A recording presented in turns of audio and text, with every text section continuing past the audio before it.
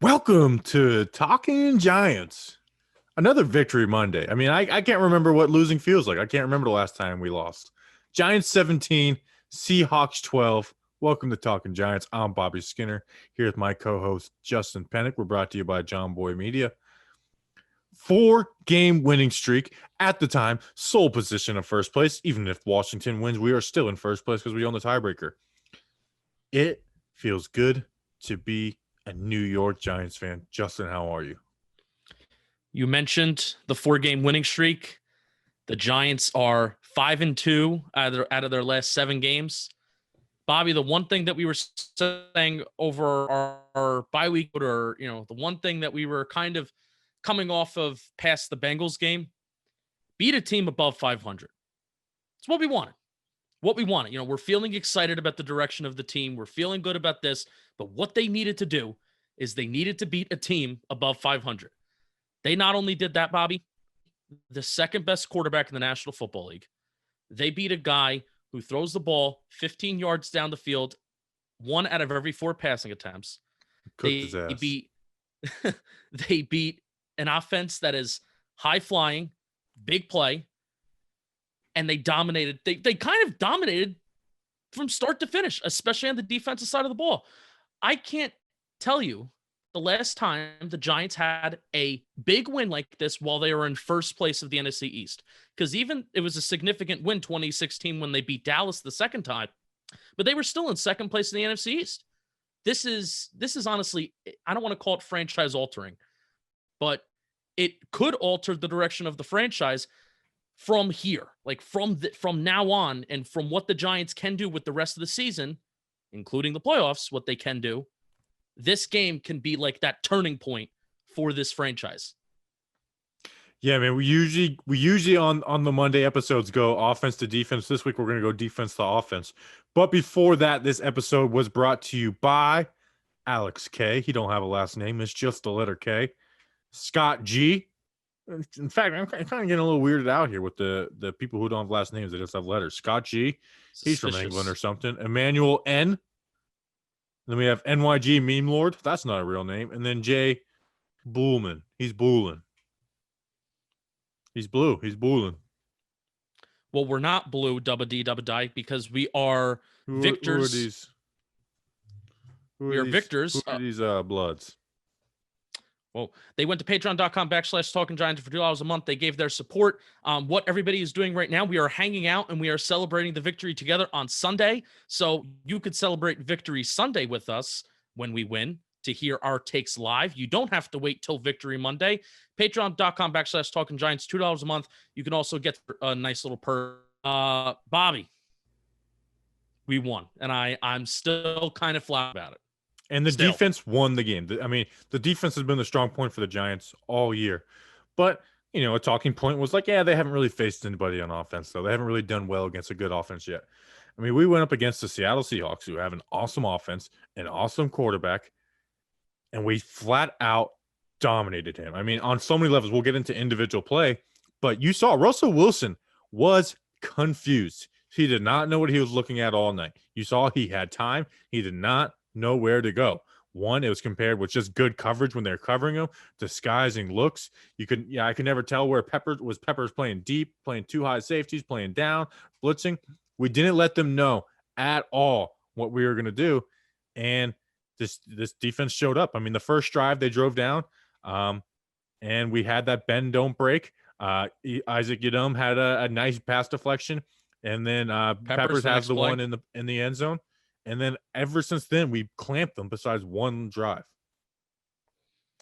Yeah, and the crazy thing is, the two things that we talked about, or I specifically talked about last week leading into the Seahawks game, was the fact that, yes, the Giants aren't a defense that allows a lot of explosive pass plays. That's number one, and we can get more into that about exactly what Russell Wilson was seeing or what he wasn't seeing.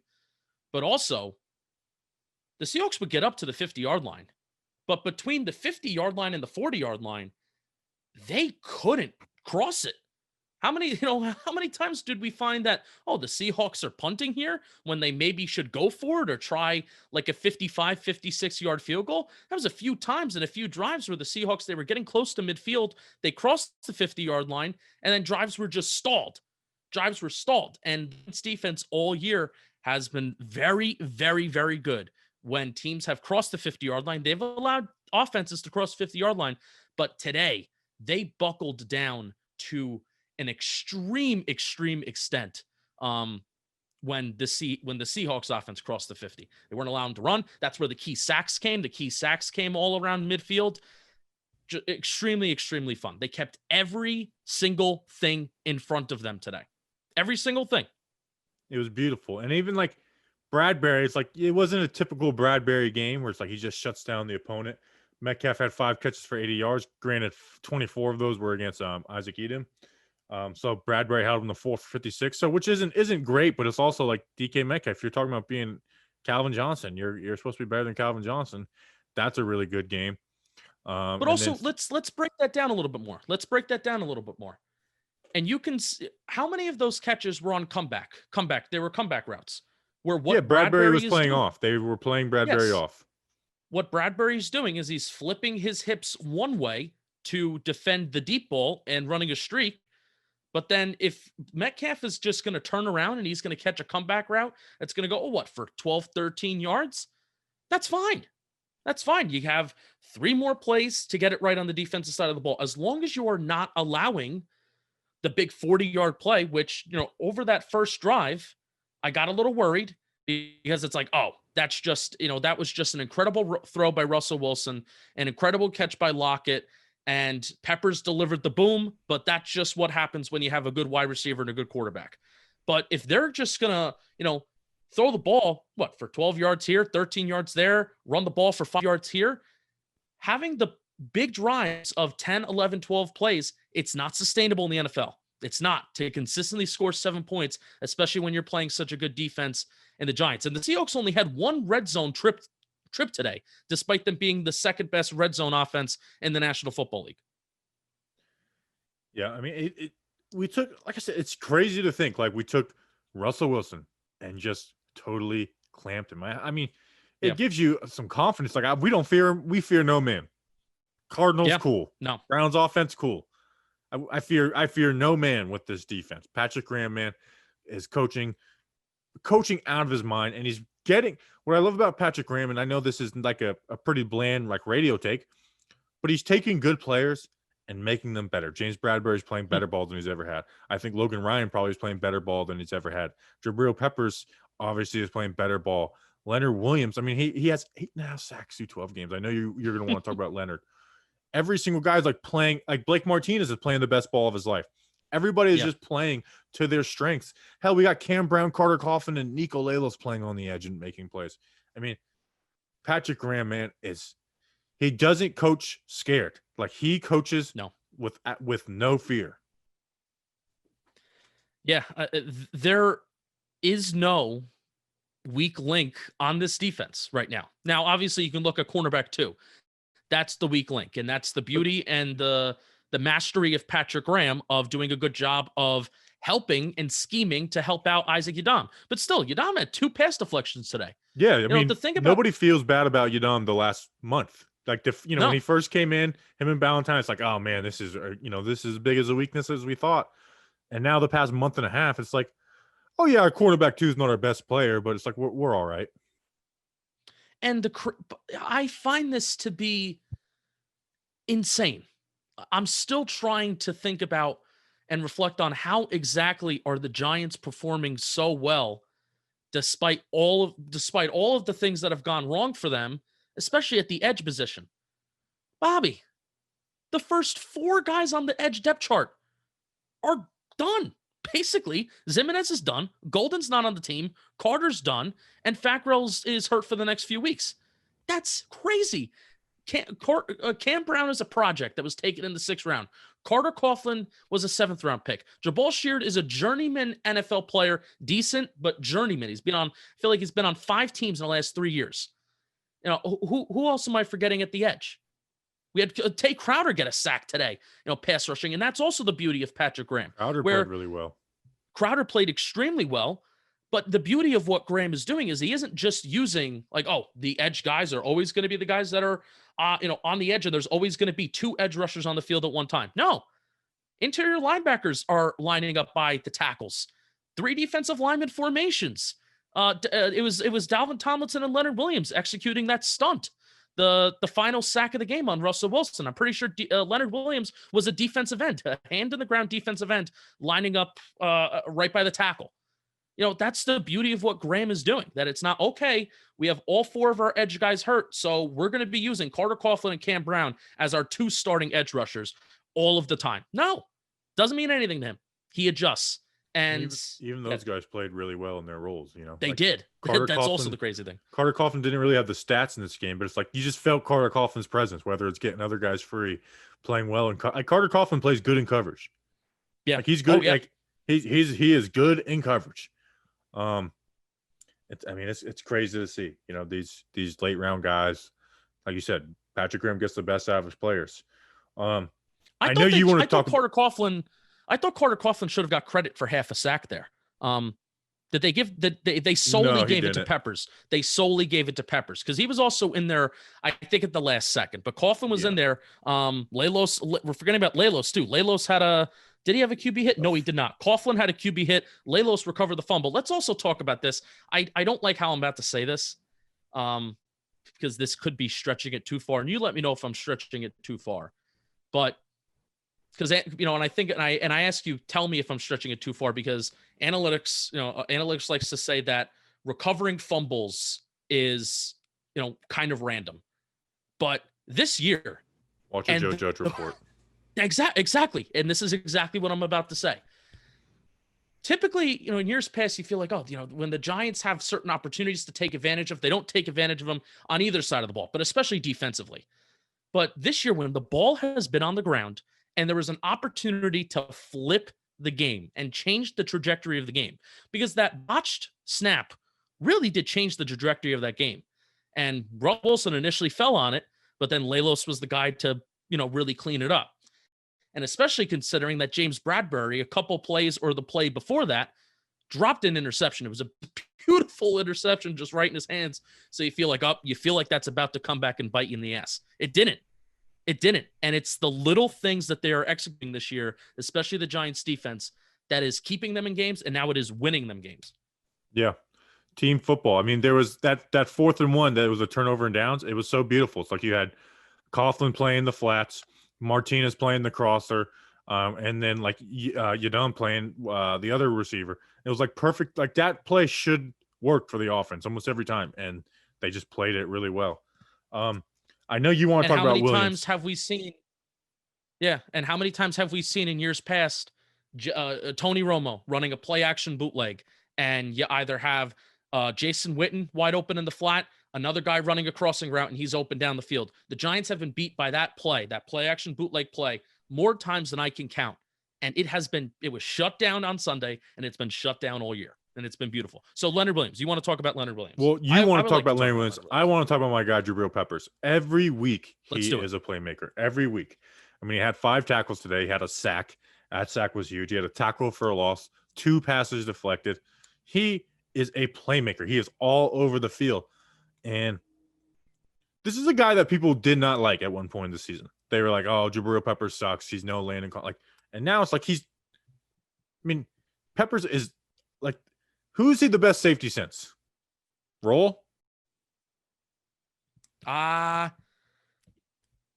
Versatile wise, yes. Will Hill was good, but he probably played a different role. But he's also, way better than Will Hill was here for 2 seconds. He takes for 2 seconds. He takes what James Betcher wanted to do with, money backer. James Betcher's going to do this money backer.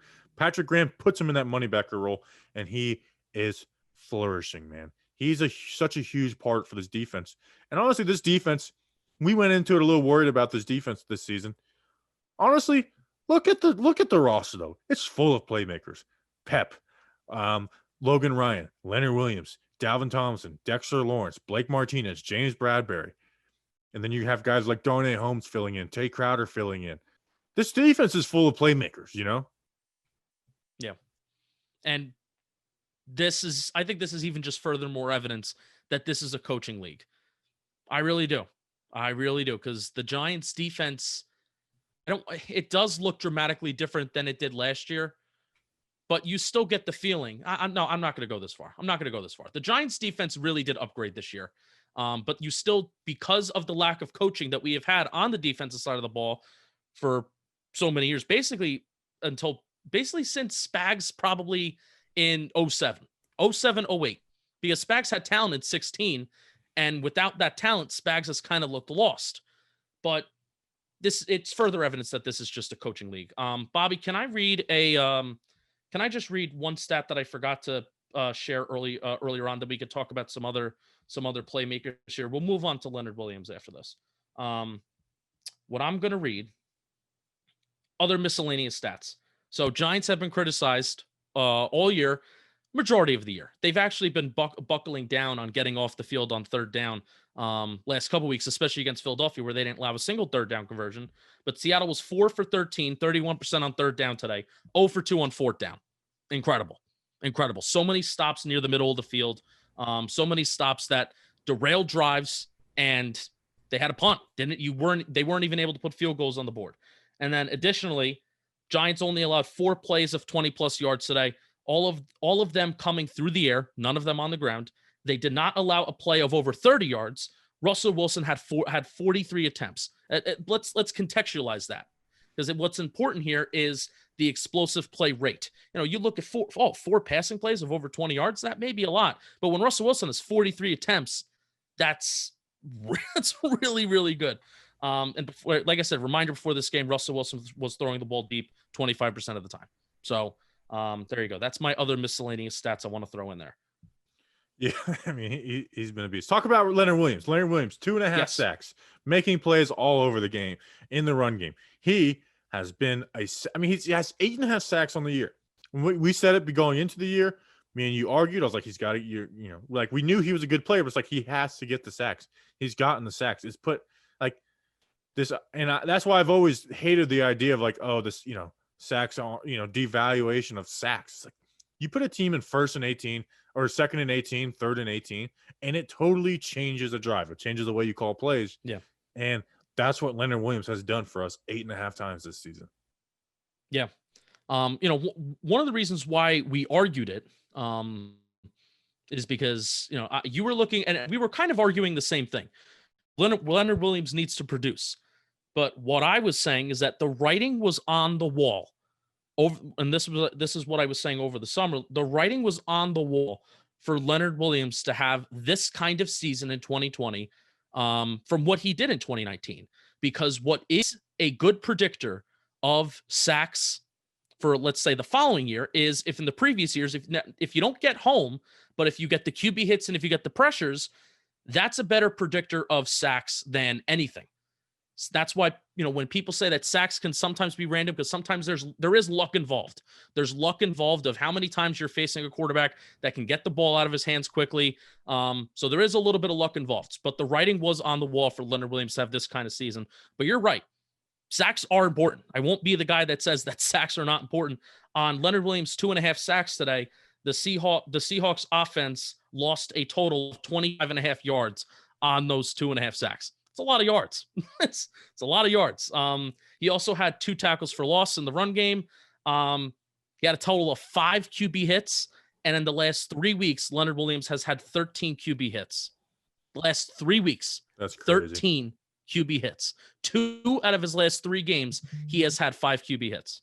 You put you talk about any defensive end in the NFL and say those stats, say Von Miller, Khalil Mack, TJ Watt. And you're like, yep, that's why he's one of the best pass rushers in the NFL. But it's kind of like a stigma with a defense attack. I mean, he gets there. He gets those hits. He makes plays every single game. He's been a beast for us. Anything else you have? Oh, by the way, Chad Wheeler sucks. He's horrible. He was brutal. I mean, he basically won us the game at the end. It was like, just attack Chad Wheeler. He is easy. Like, you will get to the quarterback if you attack Chad Wheeler. I mean, you saw Jabal Sheard was just dominating every single play. Chad Wheeler, man, it was good to see him again. Yeah, it was. Dexter Lawrence had pancaked him, and that was fun. Just ate his lunch. I would like to see Dexter Lawrence and Dalvin Tomlinson make more of those plays that play. There was a running play today where they got really good penetration and they shut down. I believe it was Hyde. But I would like to see those guys make plays, but also we have enough playmakers. So if those guys are filling their roles and clearly they're doing it correctly, take Crowder. We kind of touched on him briefly, but 7 combined tackles. He had that sack. That sack resulted in an 11-yard loss. He had a pass deflection. He had a QB hit additionally, and I thought he looked pretty good clearly looked good in the run game if he had 7 combined tackles too. And he wasn't on the field all the time. And he was good in coverage too. So Blake was out that last drive, and Tay Crowder was out there as the inside linebacker and looked confident. Hopefully Blake is fine. He's tweeting and stuff, so hope you would think he's going to be all right if he's out, celebrating and stuff.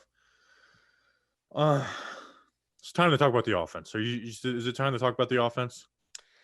Is it time to talk about the offense? Is there anything else I would want to say? Yeah, let's talk about the offense. Let's start with the very, very, very positive. This offensive line is beastly, and these running backs are working well with them. Justin, since the Mark Colombo firing, they've given up 2 sacks. They had 0 against Cincinnati, 2 in this game. One of those was on Dion Lewis. And one was Shane Lemieux, where he got kind of embarrassed. Honestly, if Will Hernandez had that play, we would be calling for Will Hernandez to be murdered. But that's just what happens when you're 3 years into your career. All right. Anyways, they gave 31 sacks in 10 games, 2 in the last 2 games, and one of them was on the running back. And then you look at the running game. This game, 31 carries for 190 yards, 6.1 yards per carry. That even includes 2 yards and two carries for 2 yards from Colt McCoy. The game before, 42 carries, 142 yards, 36 carries, 151 yards, 35 carries, 166 yards. This team is pounding the rock, and they're doing it really well. I mean, and the offense, only reason the offense scored any points was solely on the run game. We'll talk about the offense as a whole, but I want to talk about the offensive line, man. The offensive line is so encouraging to watch. Andrew Thomas is a beast now. It's not like, hey, he's getting better. Andrew Thomas is good. He is a good left tackle. I'm sure he'll have some more ups and downs, but he is a good left tackle. The only sack that he's given up in the last 5 games was the most coverage sack of the season, where they were literally like every defender was sitting under the routes, and it was the first play against the Eagles. That's the only time. You didn't hear about him all day in pass game. I get they didn't throw it a ton, but he was flawless, man. And it's getting better and better every week, where up until that Eagles Thursday night game, it was getting worse and worse every week. Ever since Joe Judge has got his hands on this offensive line, it has been beautiful, and especially Andrew Thomas. And Andrew Thomas' success doesn't have to do with Shane Lemieux, as much as Mark Schlereth said that. Mark Schlereth didn't even realize Will Hernandez got COVID. Mark Schlereth is an idiot, by the way. He's just a bad announcer. I like him as a guy. He's just a bad announcer. Andrew Thomas has been a beast for this Giants team, and showing why he was drafted 4th overall. Didn't allow a single pressure, according to PFF. And PFF is very liberal with their pressures. So it did feel like at times Colt McCoy could read a book back there. I'm like, what is happening? We usually see this on the other side of the ball, where offenses are, where opposing quarterbacks are usually just sitting in the pocket with a million years to throw the ball. And it was Colt McCoy. And oh boy, is Colt McCoy not athletic? Oh boy, is he just not very athletic at all. Offensive line was right on. Though kind of how I summarized this game is, for 2 series today, the offense and the offensive line looked like they were in 2008, and the defense for 4 quarters looked like they were in 2007 towards the latter end of the season. That's how I kind of summarized it. But Bobby, I can't remember the last time the Giants just imposed their will in the run game for 2 straight series like they did today. I cannot tell you the last time. Wayne Gallman had his first 100-yard game in his career. He had 16 carries for 135 yards. Alfred Morris, 8 carries for 39 yards, a touchdown, 1 catch for 6 yards and a touchdown. I mean, the only time this offense scored points was literally because of the rushing game. It was, and I do want to actually talk about Jason Garrett, and we're going to be a little critical. We'll probably save more of that for Wednesday because it's a victory podcast. But I mean, the offensive line, the running backs put the team on their back offensively. Now the defense won the game, but offensively, there's no points without them. There's no points without those Yeah. big explosive plays in the run game. You want to, wow, Bobby, how many attempts? Wayne Gallman had 16 attempts. I want you to guess, and it is an absurd rate. I'm just giving you a hint. What is the rate at which Wayne Gallman ran the ball into an 8+ man box? 100%. That would be absurd. It was 75. It felt like 100%. I mean, they were stacking the box against us. I mean, they were begging us to take shots. They were. I mean, they played Darius Slayton and press man basically the entire game with no safety over the top. I mean, I was just like, they're gonna have to throw this eventually, right? They never did. And Wayne Gallman is number one of the National Football League as of right now out of all running backs in rushing yard over extended per attempt. And that metric basically is measuring individual running back play and how many rushing yards an individual running back is producing for an offense. And he was number one in the National Football League. And that wasn't just a total rushing yards over expected because he had the 60 yards, but it was on a per attempt basis. So that's awesome. Absolutely awesome. That's much better than I thought. And especially considering that he ran into an 8+ man box 3 out of every 4 carries. So that's 12 out of his 16 carries were into an 8-man box. I did the quick math in my head. That's absurd. Yeah, I mean, they were like they wanted us to try and hand the ball off and we just outwilled them. We had our offensive line outwilled them. For those 2 drives. Yeah. Those 2 it was basically 2 drives of the game. And they were actually throwing the ball quite well before the Ingram interception, before that kind of throw. They were moving the ball quite well in the first half, but in the second half, it was those 2 drives that made the difference in the game. And it put 14 points on the board. That's why it felt like this team today. I felt like I was watching the 2007 Giants because it was just they did enough on offense to win the game, and then defense they just imposed their will. They back the guys in the secondary made plays on the football, and they didn't allow big plays. I have an announcement to make. Okay. I am now, after 2 touchdowns, an Alfredite. I am officially an Alfredite. Oh. Gallmanites, you shouldn't want me at this point. Yeah, it's going to go well without me. You don't want me coming in there and messing up the whole culture. I am an Alfredite, though. 2 touchdowns. I picked him in the last pick of the fantasy draft. I am an Alfredite. And he looks good. And he has the – Alfred Morris, I hated it when he was with Washington. But he has one of the best celebrations, just hitting the homer. Like, it's every time it's worth a gift. Alfred Morris is so slow, it actually allows running plays to set up. I like it. He's thinking.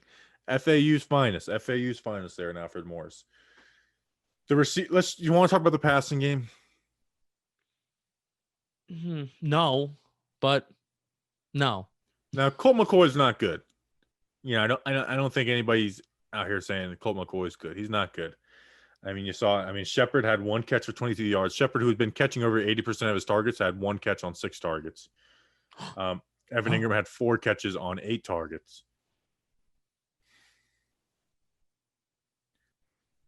I know people were like, some people got mad at us, like, why are you talking about characters? I actually wasn't mad at like the idea of like run versus pass frequency.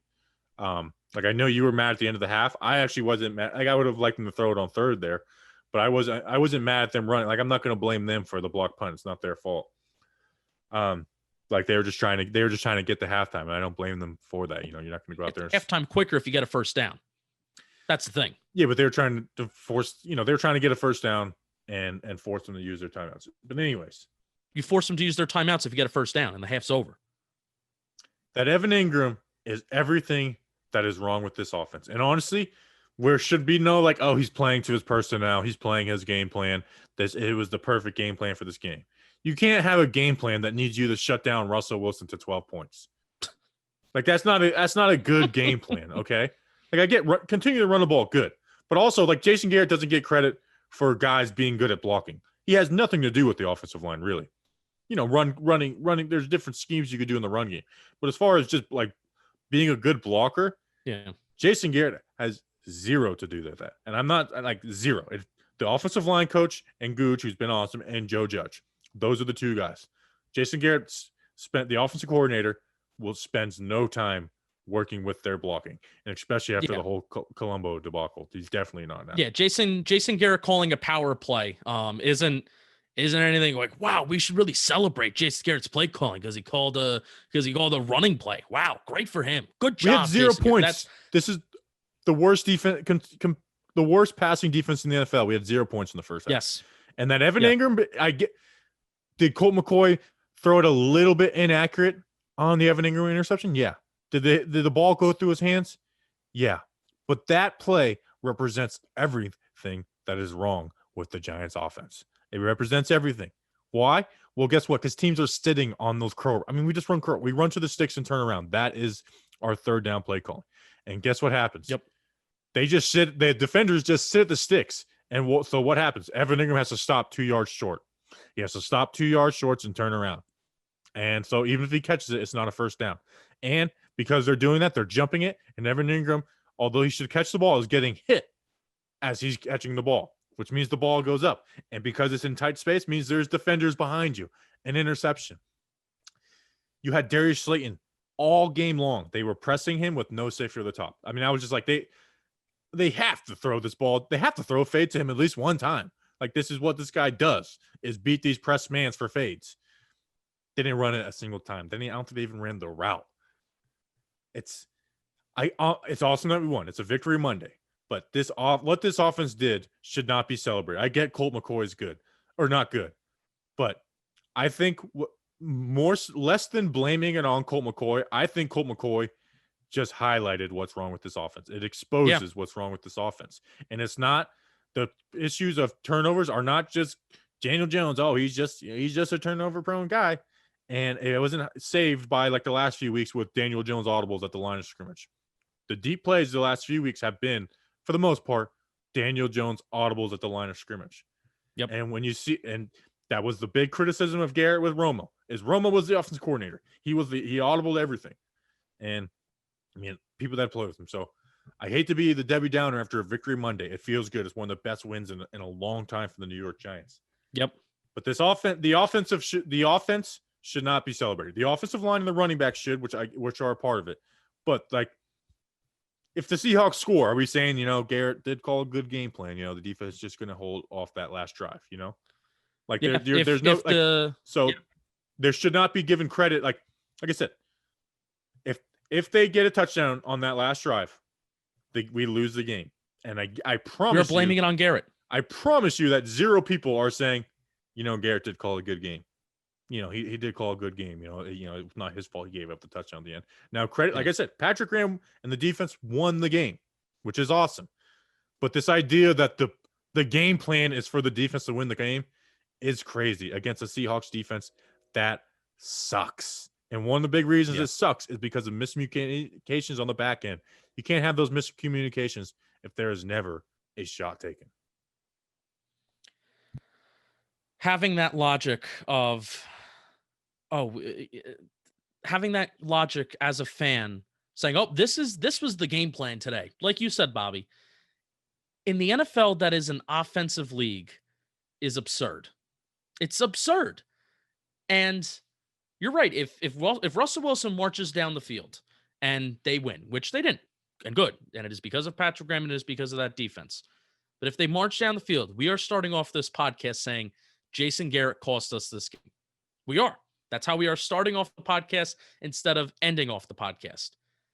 And what this ultimately proves is there is a reason why Bobby and I are giving way more praise to Daniel Jones these last few weeks for what he has done versus Jason Garrett. You saw it today. If the game plan and the scheme was so good, Colt McCoy would have looked average. And Colt McCoy was still making some calls at the line of scrimmage. He was still doing some things. But without Daniel Jones being the maestro that he has been and the explosive plays, which also, Bobby, let me ask, let's also acknowledge this. What made the Giants click today on those 2 drives was explosive plays in the running game. The 60-yard Wayne Gallman play. let me break down how they scored, because I just want to remember. Yeah. How did you feel? I want to soul search yourself, listeners.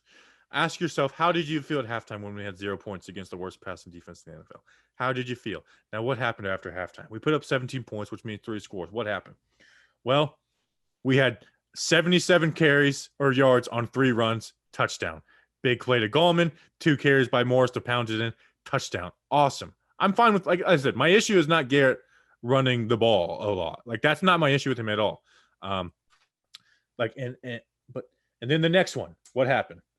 Well, they had a turnover and downs around the 50-yard line. They had 42 carry yards on 4 carries, and then the McCoy touchdown to Alfred Morris. But they started at midfield. Then the next point. Now, 17 points isn't a lot. So even in the context of, like, even if these were all great drives, 17 points isn't a lot. We had an interception. We gained 3 yards, kicked a field goal. That's not a game plan. Okay, that's not an offensive game plan right there. And my issue is, like I said, my issue is not like, oh, they're running the ball, or they're running the ball too much. I'm fine with that. I'm fine with the run to pass ratio. The issue is just, like, the concepts are been piss poor, and Jones has honestly, like, made it look not as bad the last few weeks, because every time they have went downfield, Jones has converted. That's why Daniel, like, it's not a lot, but when they do, Daniel Jones has been the best deep ball passer in the NFL. So it's not a big rate. Like I said, I had a hot take at halftime, and I'm not going to say it, but I just don't feel good about him, man. And this is a great victory Monday. I hate to be Debbie Downer. I just do not feel good about this. I do not see it ending with him well. Here's the question. When do you think they're going to learn to stop throwing it to Evan Ingram on button hook? When do you think they're going to learn? They should eliminate it from the playbook. We talked about this. They should eliminate it from the playbook. It leads to more turnovers. This whole idea of the quick game, trying to eliminate Jones' turnovers, it's made it worse. Like, almost all the turnovers are on the quick, and and now it's like, oh, Jones sometimes is second guessing himself. I don't blame him. I want to second guess himself either when defenses are just sitting on it. Yeah. They almost Colt McCoy almost threw an interception one of the first 2 drives of the game because he was trying to force a ball to Shepard, who was just running a run to the sticks, turn around type of deal. So it's terrible. It's just not creative. And I know it's a cliche sports radio take, but Bobby and I were highlighting it as the game happens, and we're highlighting it even afterwards and on our Wednesday shows, where then we go into some specific examples. Guys are just going to the sticks on 3rd down, and they are turning around, and they are hoping. I don't know what Jason Garrett's hoping for, but guys are not open. Now, the first 2 drives of the game, Bobby, this is what really surprised me. Guys were actually open. Like, Shepard had that 20-yard completion, and he was open. They were, I guess they were playing some sort of soft zone. Golden Tate was open. And then I don't know if we just didn't go back to it. I actually was a little frustrated by the fact that we were running the ball on 1st and 2nd down so often. So that I didn't have an issue with that. Well, but what it does is when you're averaging 2-3 yards in the first half on rushing attempts, and when you run the ball on 1st down, you're putting your backup quarterback in a very bad situation on 2nd down and 3rd down. That's what you're doing. Daniel Jones was good enough against Cincinnati for when they didn't do well on 1st down, and when Daniel Jones was facing 3rd and longs, he was good enough to really do a good job on 3rd down. When, Bobby, you break down Daniel Jones's 3rd down passing every week, he faces a lot of 3rd and longs, and it's because this offense is not efficient on early downs. And you saw it today. You saw, especially in the first half. But it's just so rare, and it's so unsustainable to have those big plays in the running game like they did, and for that to be the sole reason why you score points in the NFL and you win games in the NFL. Just imposing your will. What? The Ravens can do it, and teams are figuring them out, by the way, and the Titans can do it. The Titans can do it. The Browns can do it. Tell me another team that can just impose their will in the running game. It's not sustainable. It's not. See, but my issue is not running the ball a lot. It's just the concepts when we do throw it, and especially on 3rd down. It's just like that interception on Evan Ingram was a no-win. There was no winning on that play. There was every single route was. You look at it, every single route was beneath the sticks. Not a single one went past the sticks. That's crazy. It's crazy to me. It's frustrating. It is. Speaking of past the sticks, though, let's get back to positive. Speaking of past the sticks, Russell Wilson today averaged on his passing attempts, averaged -2 yards behind the sticks, which is pretty rare for him. Usually you're around the 0.1 margin, the 0.2. Even sometimes you have a really good game, you're above 1, but averaging 2 yards behind the sticks on all of your passing attempts. Credit to Patrick Graham. He didn't know what he was Giants, looking at. Russell right. Wilson did not know what he was looking at. And that is a credit to Patrick Graham and the players for running this scheme effectively. He did not know what he was looking at all night. Darius Slayton has 1 catch over the last 2 games. Now, part of that's on Slayton because he did have that big drop last week. But like I said, they played press man. I mean, I was looking at every play. I was like, they're like begging us to throw a fade. They're begging us to throw a fade. It felt like the end of the Eagles game where they ended up having that 40-yarder to Slayton, where it's like eventually we're gonna have to throw this, like, just to get them to, if anything, just throwing it one time will make it easier to run the ball. And they literally never did. There was one time where it was to Shepard, and granted, Colt McCoy did not throw it well. So like let me ask you this about Colt McCoy's not offensive. good. I think Colt McCoy more so shined light on what this offense is more than it was just, this offense sucks with Colt McCoy. Let me ask you this, because like you said, you're fine with the run to pass ratio, but when teams are stacking the box on average 75%, and not just stacking the box, but putting 8+ defenders in the box on rushing attempts, are you then also fine with the run to pass ratio when it just is not smart or not intelligent to run the ball in a situation? There's nothing like having that, like, hey, we don't care what you do. We are gonna run it up your gut.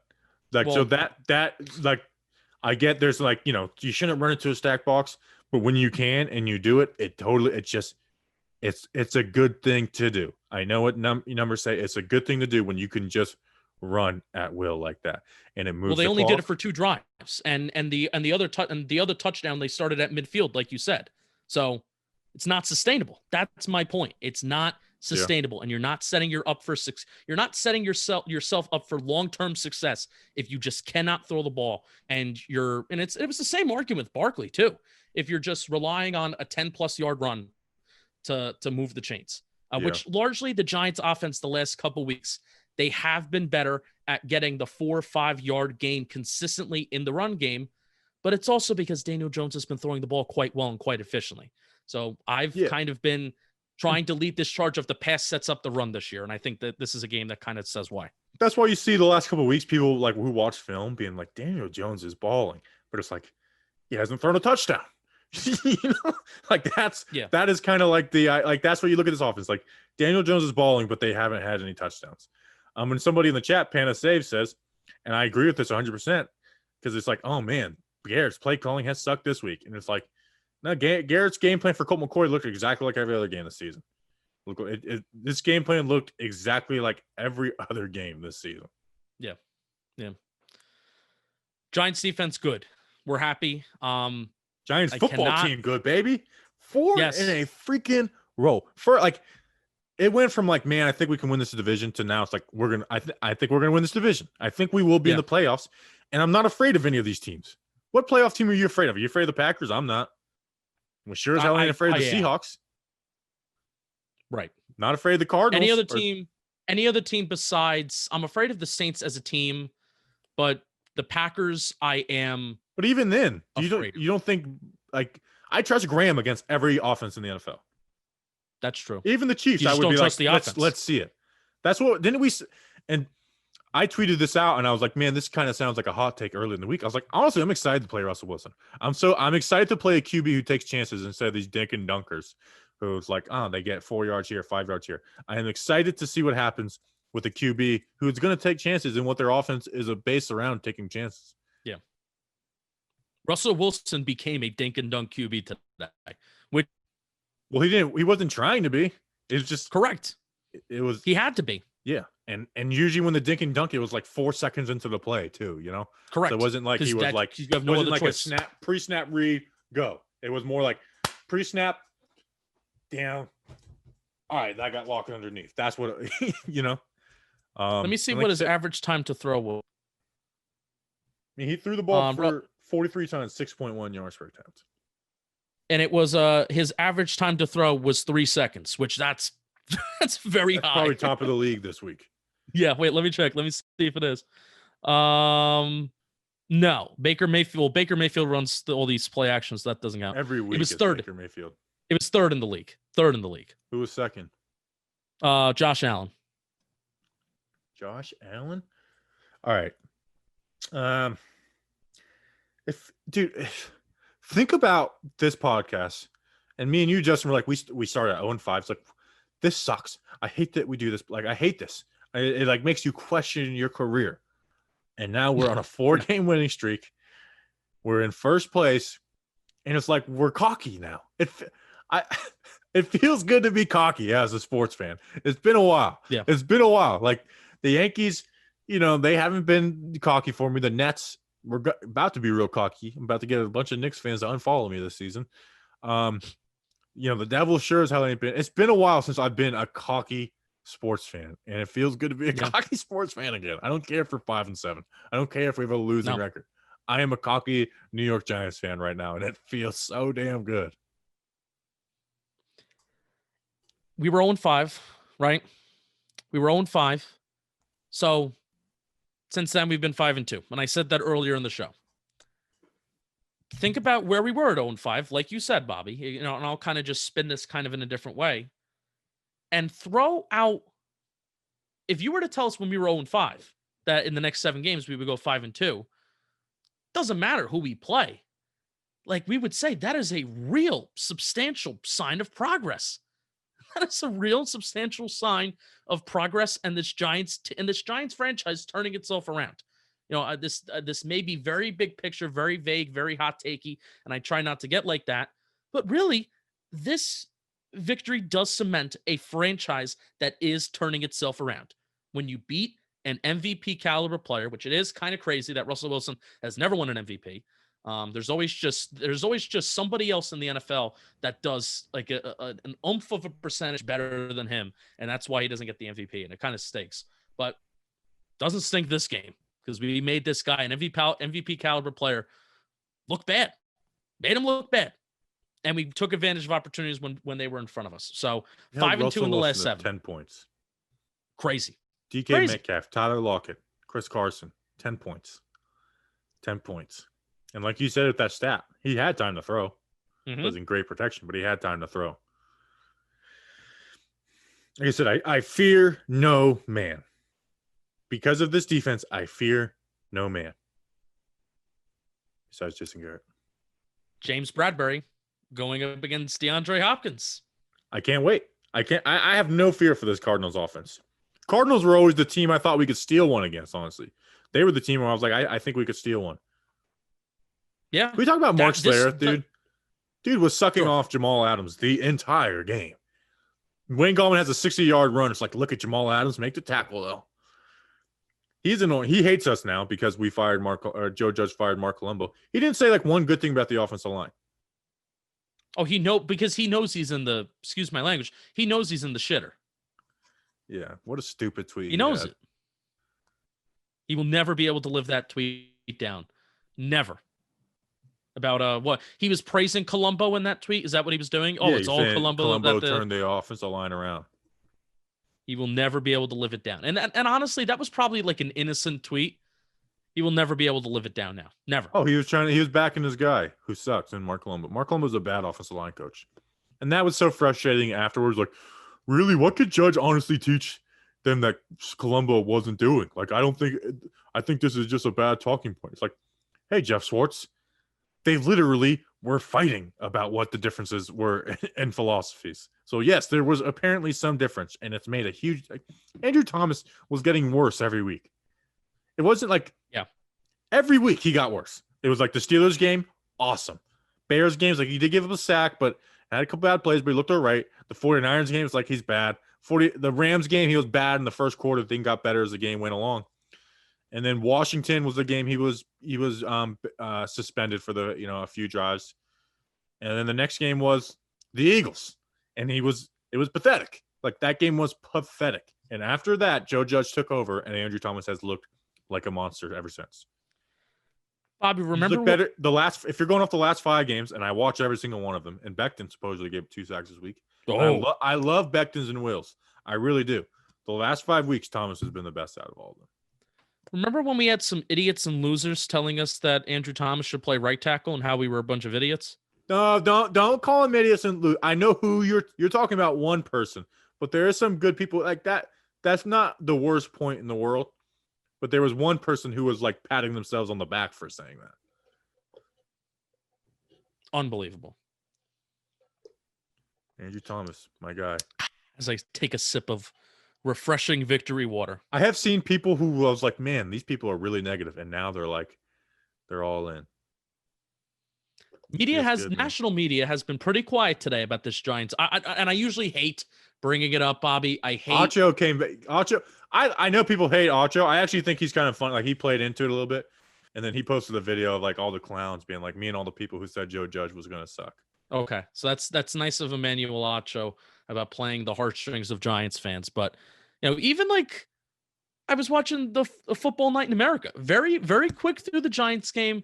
I actually should pay a little bit more attention to the national media and their takes this week to see exactly what they're saying about. Watch, the narrative is going to be not that the Giants put together an elite defensive game plan, the best defensive game and best defensive performance that they've given since 2016, where they spent, mind you, $250 million on that defense, $250 million on that defense in 2016, and we gave that kind of performance against Russell Wilson. But I'm going to pay extra attention to see what exactly is the narrative coming out of this Giants game. Is it that the Giants won a really good football game and then they played a really good game, at least on the defense side of the ball? Or is it going to be that the Seahawks are falling apart? Are the Seahawks falling apart? Last couple of weeks, though, people have been pretty nice to the Giants. I will say that. Yes. Good. I'm glad. Go Giants, man. Go Giants. Victors.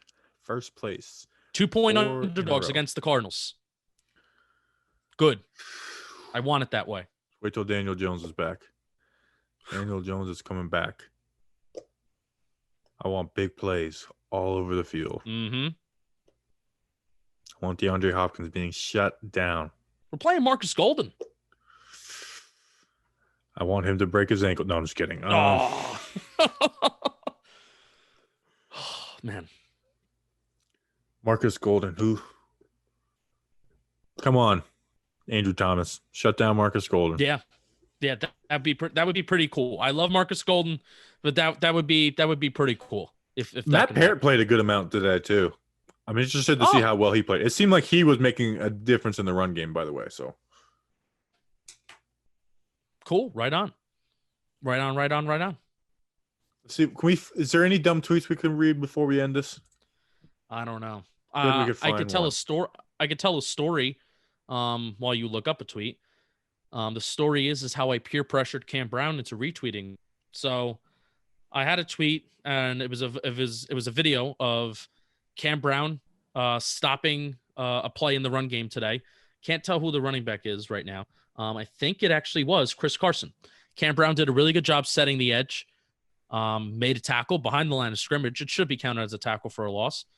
And I said, it's unbelievable how well Cam Brown, Carter Coughlin, Nico Lelos are all playing without the first 4 edge rushers on the Giants roster or the depth chart from the start of the year. So he liked the tweet. And then I saw that he liked the tweet. And then I replied to myself and I added him and I said, you want to retweet this. You do. And he did. So I peer pressured Cam Brown into publicity for himself. That was also publicity for me. Win-win. Nico Lelos, thank you, LeBron, for giving us this guy. And yes. He has a turnover. He gets the ball 100% of the time, and 100% of his games, he gets a turnover. Thank you, LeBron. Thank So you, you're gonna LA get Braun. you're gonna get beat by the Nets this year. Sorry, LeBron. Wow. All right. We appreciate you guys. Thank you for listening. If you haven't already subscribed, you can't like on a podcast app, but just do it. Nope. Just do it. We appreciate you guys. We'll be back on Wednesday for a mailbag and cleanup episode. Gonna be fun. Until then, let's go. First place, Big Blue.